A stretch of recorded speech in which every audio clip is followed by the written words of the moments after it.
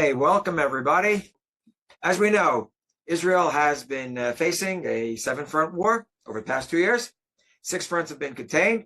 The last front in Gaza is under a lot of scrutiny and quite a debate inside of Israel.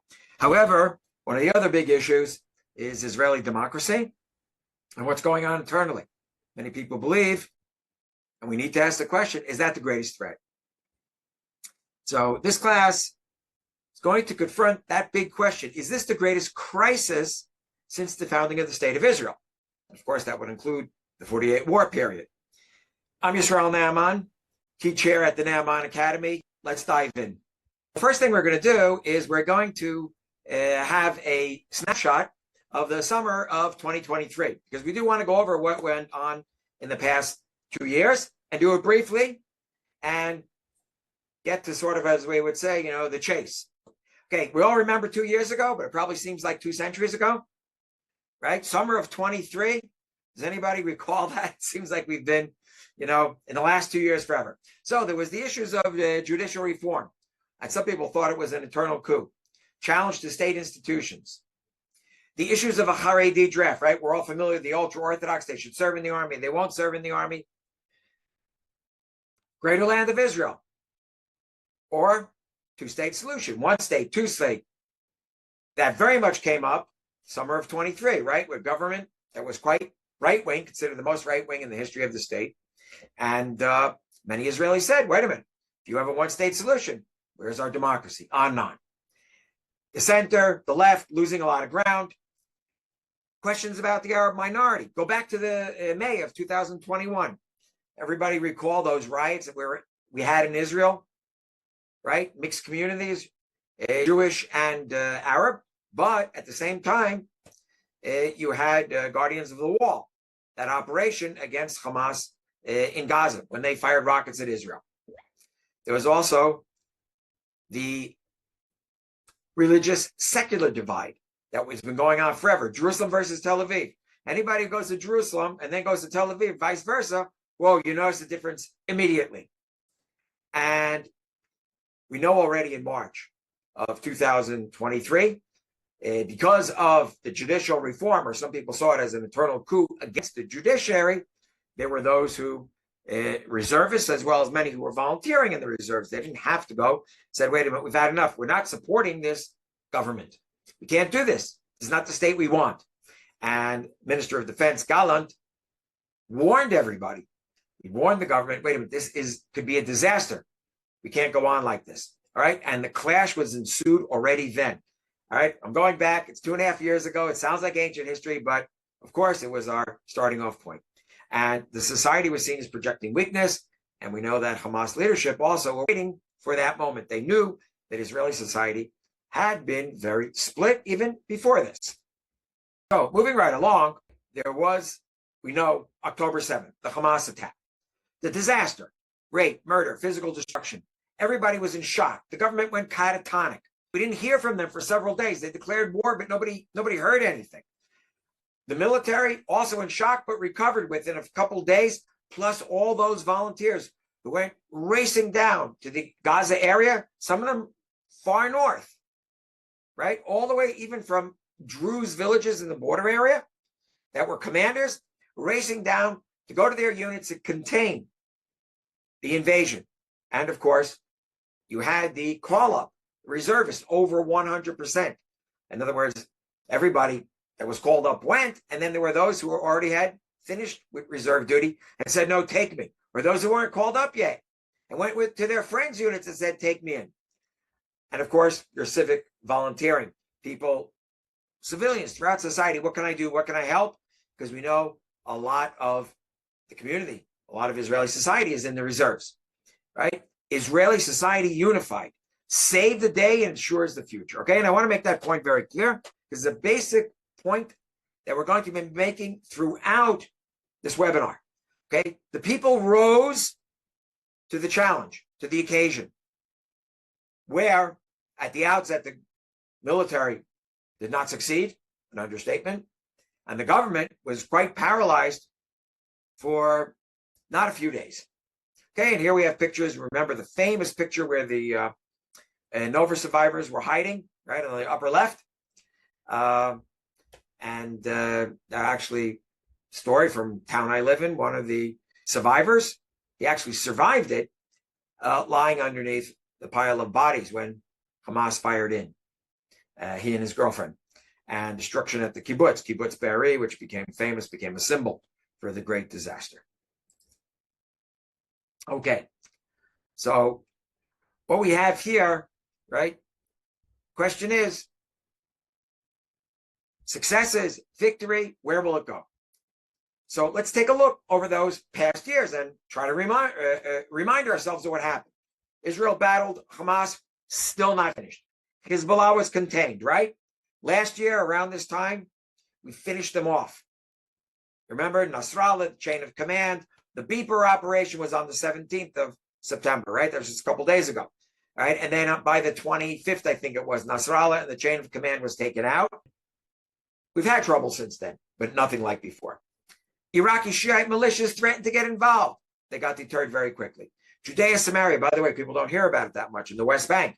There's proved to be an uprising and a low-intensity conflict that Israel has been fighting ever since. A smoldering conflict, it's barely in the news.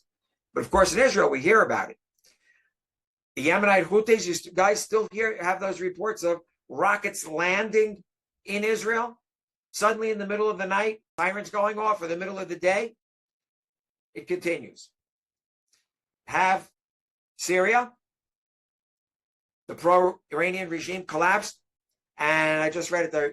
Right before I get on, I always look at the news because who knows, and I can't write a slide up that fast. And it said that the deal with Syria is 99% done, where there will be a demilitarized zone in southwest Syria. Israel apparently will take responsibility for the Druze security, and the regime will stay in Damascus and to the north.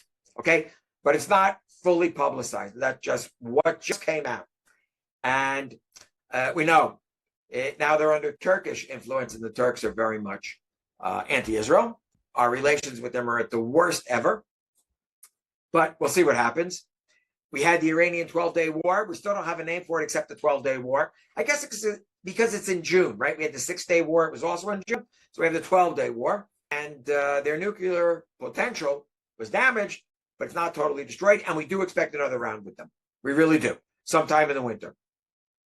Right? It's a matter of their regime survival to show that they're going to hit back. And last and not least, the Haredi ultra-Orthodox draft. Where is it going? What are the solutions? And as we know, it's dragging on and on.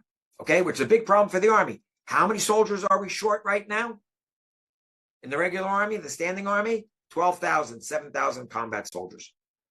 Right, here we have a picture of the Iranian Revolutionary Guard Corps facilities attacked by the Israeli Air Force, all the fire and smoke, and a picture of the Chief of Staff, Eyal Zamir, replaced Herzi Halevi, and is very involved in what's going on in, of course, in Gaza, and warning all the time that this is going to take a very long time. So, moving on, where is there another crisis? Never short on crises, but we have been very blessed with them. Okay, blessed with crises this past year. It's really been tough. Let's talk internationally. Well-coordinated attacks against Zionism, Israel, and diaspora Jewry. And people living abroad know just how problematic it has been. You have a civil academic jihad and diaspora Jewry on the defensive. There's actually been a discussion in the Israeli press, a fear that it could get worse and really have physical attacks, for instance, against synagogues during the holidays. What will those countries do? We know. We already know what happened with Australia, right? The Iranians involved in attacks on synagogues. Worst anti-Semitism since the Holocaust. And it's the red-green axis. I no longer say alliance. It's an axis. Marxism, jihad, and fascism, neo-Nazism. And the Anglo-Europeans were battling. They're buckling under because of the pressure.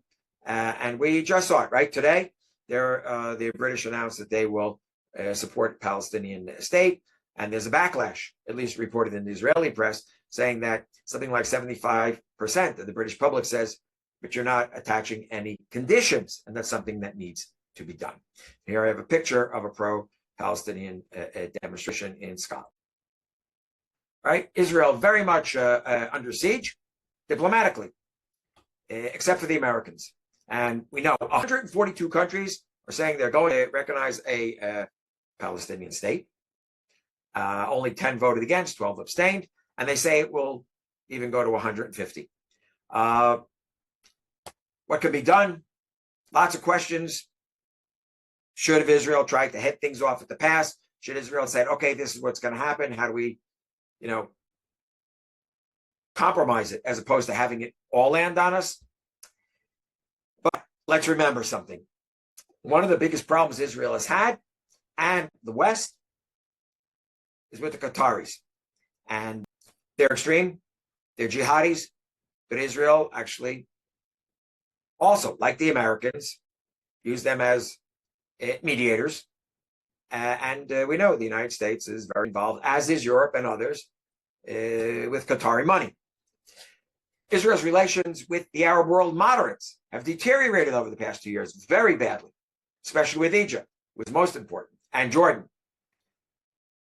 The debacle of the Qatari connection in the prime minister's office in Israel. There's always this argument, well, the West is giving into the Qataris and Trump cuts deals with them. Wait a minute. They have PR men in Israel's prime minister's office, known, and of course, one of Netanyahu's advisors. So how can you go and blame everybody else? Okay, Israel's very much, in many cases, and we have to admit it, painted ourselves into a corner, or at least if we speak about the government. Europeans, Israel's lost them, for the most part. There are still some, Hungary, Czech Republic,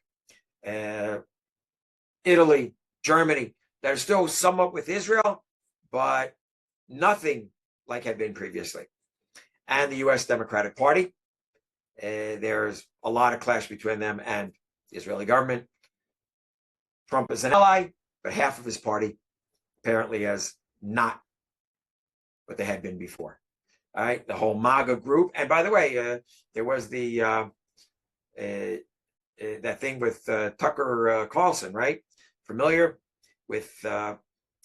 Now he's making all sorts of accusations. I understand there's a new video or movie that he made, even casting aspersions against Israel as far as 9/11 was concerned.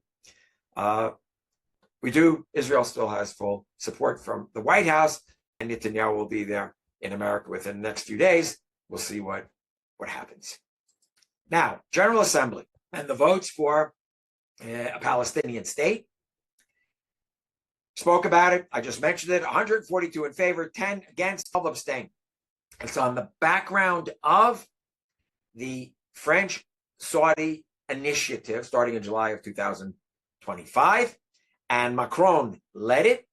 And as we had in one of our other webinars, we spoke about this whole problem of the Anglo-European alliance, that they've taken a great interest in what's going on here because of the instability in their own countries, because with the red-green axis and of fascism, neo-Nazism in the background.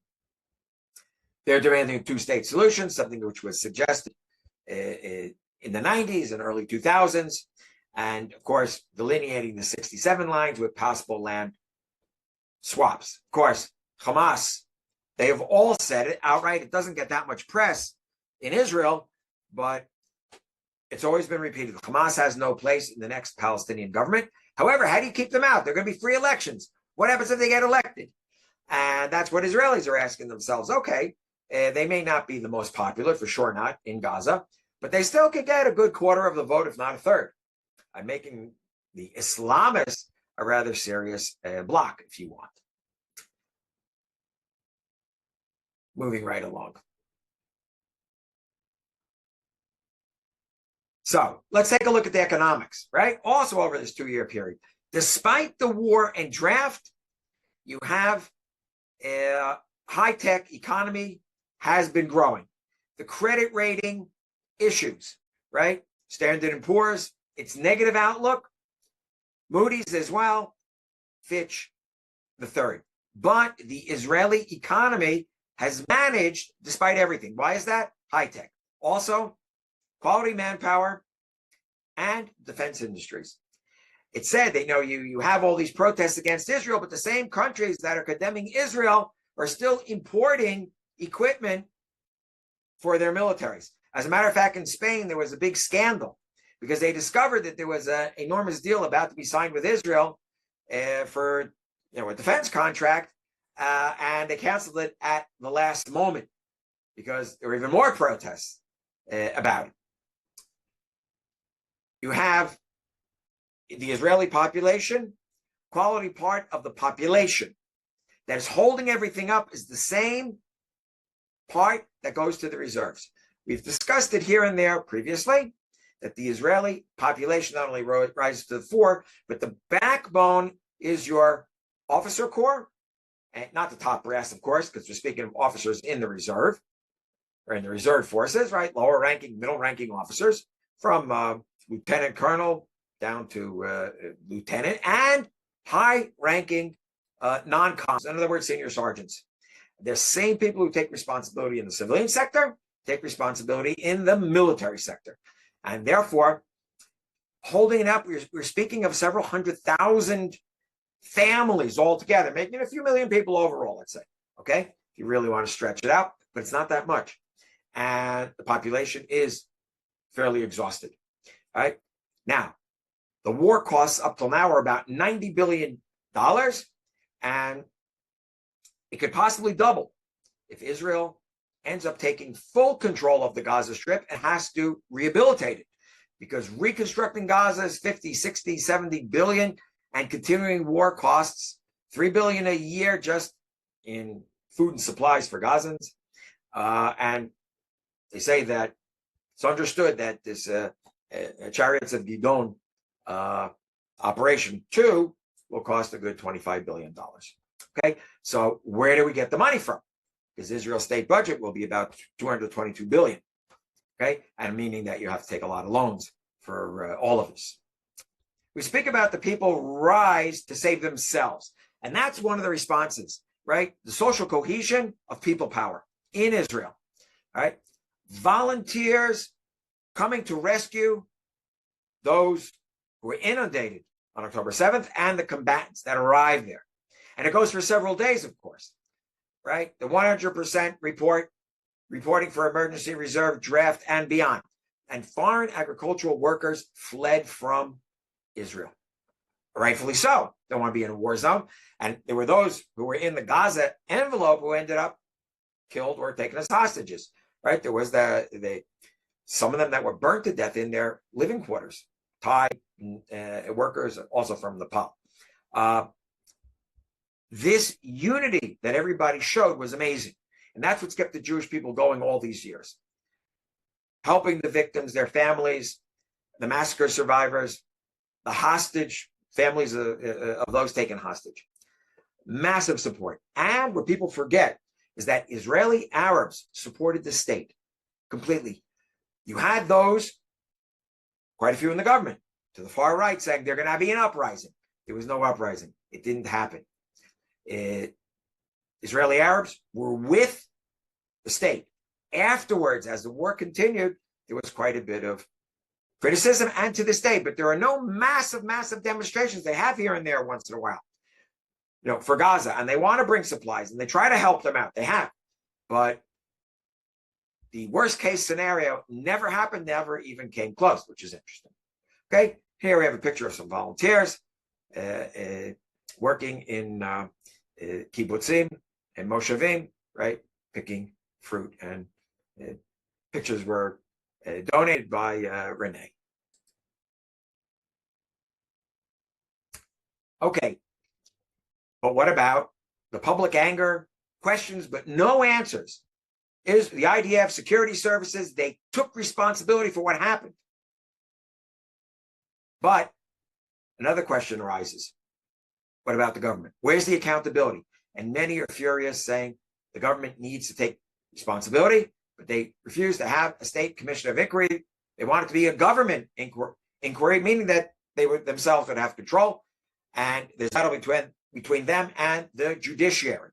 Therefore, they're saying We don't, we're not going to have that. The opposition, the population doesn't want the government to do it. And the government says, okay, so you need a majority vote in order to have a state commission of inquiry. It's not about to happen. The other issue, Qatar Gate as it's called. Were government policies influenced in the aftermath of the disaster? And what was going on beforehand? After all, we know $1.8 billion were funneled into Gaza, and that's what we know of, right? Agreed upon and pushed by the present prime minister in a different government, but of course continued all the way through, even through the year and a half when he was not in power. It continued, right? And questions of whether the war could have ended earlier. You take a look at the top picture here. This is a Haredi demonstration against being drafted. Look at it. Talking about hundreds of thousands at a demonstration in Jerusalem, right? And there's fury over the draft evasion. And everybody's asking, who's the main player? Who can end the war? Who can break the impasse? And most people say, well, it's either Netanyahu or Trump. Netanyahu and the government don't want, so it would be Trump. But Trump and Netanyahu get along very well. We'll see what happens this week in their discussions. Most people expect that the policies taken will continue forward at least for another few months. There's a whole discussion that Trump says is convinced, been told the war will end by December or so, and says, okay, I'll give you that much time. So where's the hope? And surprisingly enough, the hope is in the what I call the diaspora mentality. And let's take a look. I have a picture of Lubavitcher Rebbe here. First, let's start with what we'll call the secular messianism. Modern political Zionism was secular. Herzl was secular, right? Most of those who came in the first immigrations were secular. And secular messianism exists, but it's denied. In other words, Israelis and the average Jew says not messianism, but in the way it is, right? Saying we will save ourselves. And religious messianism exists amongst people who are religious, of course, but the secular doubt it, right? Will there be a miraculous redemption? That's why I have a picture here of Lubavitcher Rebbe and a picture of the Iron Dome defense system, who thought, right, go back 100 years, before the state was established, that Israel would have such advanced systems. And by the way, we now have the laser beam system that will be going into operation. We have experimented with it and a bit on the battlefield as well, but it'll go into full operation apparently quite shortly. What's the idea? If we go to diaspora history, Jews have always had to depend on themselves first and foremost, and the social cohesion. That's how the state of Israel is going to find itself shortly. Many people here and abroad figured Israel was beyond that stage, but Israel's in survival mode, right? And therefore, you always think of diaspora communities striving for excellence, especially professionally and in education, and always taking care of your own people, taking care of everyone, making sure that your community has what's called arvut hadadit, or mutual guarantees. You don't let the poor fall out of sight, and everybody take care of each other. Internationally, the Jewish state has to make itself an asset as an ally, just like Jewish communities did when they survived best in the diaspora. You were an ally of those who were in power and of the population as much as you could be, because there was plenty of anti-Semitism, but you had to make sure you showed loyalty and you were an asset. And an asset also means economic asset. In Israel's case, it's high tech and the defense industries. So what we're saying here is that the people rose to the occasion, and much of it has to do with the diaspora mentality, right? Because many Israelis say, oh, well, we're completely different from the diaspora. And my answer to that is no. Someone who's a Jewish historian, I say, no, we took it with us, we strengthened it, we did it within the state framework. That's why such a small country has been not only been able to survive despite all the odds, but has flourished. Challenges. So we spoke of the ultra-Orthodox Haredi integration.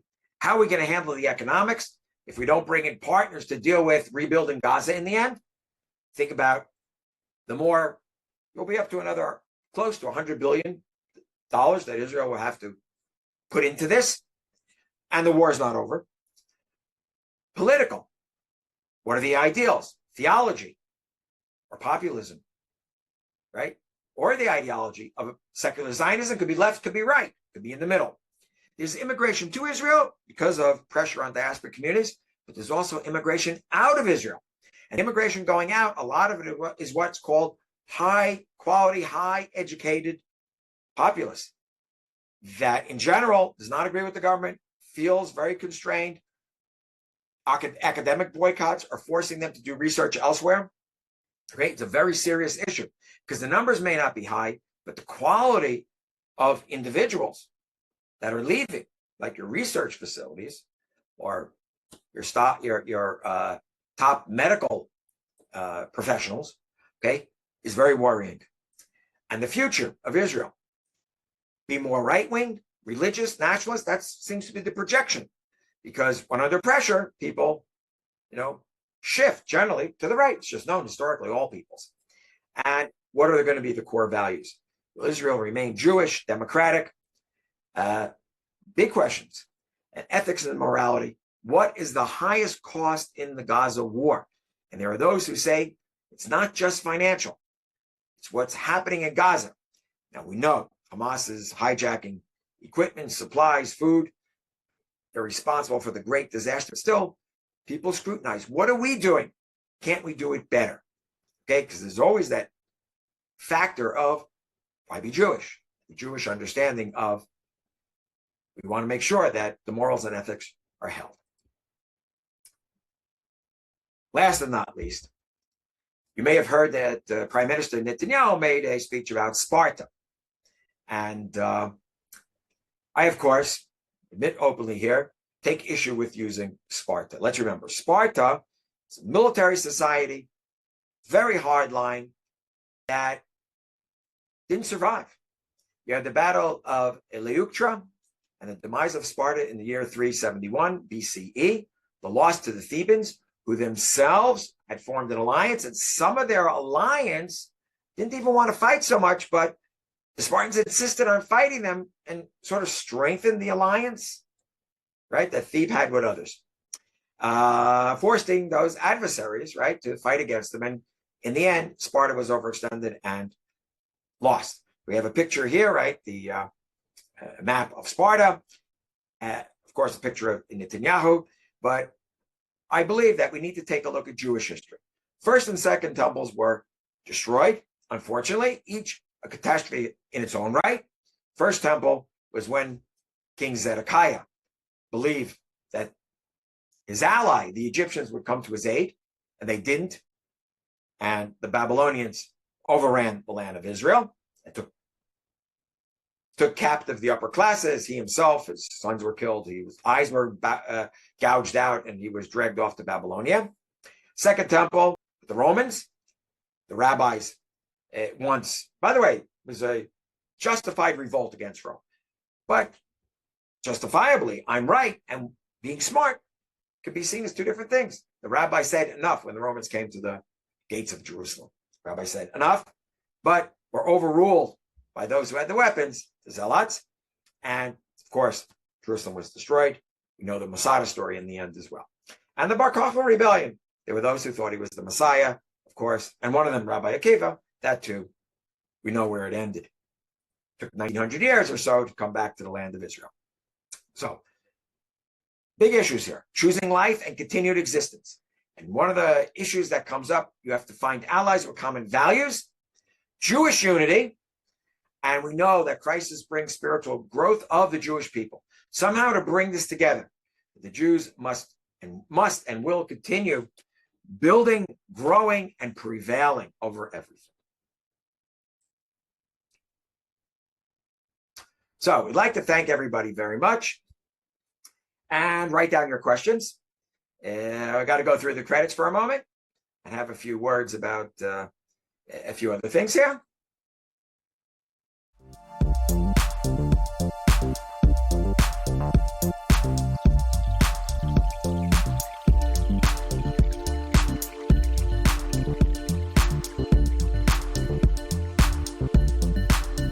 And we have the academic schedule of the Naaman Academy. as you see here. Okay, this is our last webinar, and because of the holidays, and next month we'll start again on the 19th. And the semester opens, 2 courses, right? That one, anti-Semitism, and second, exposing Islamic jihad. So thank you very much.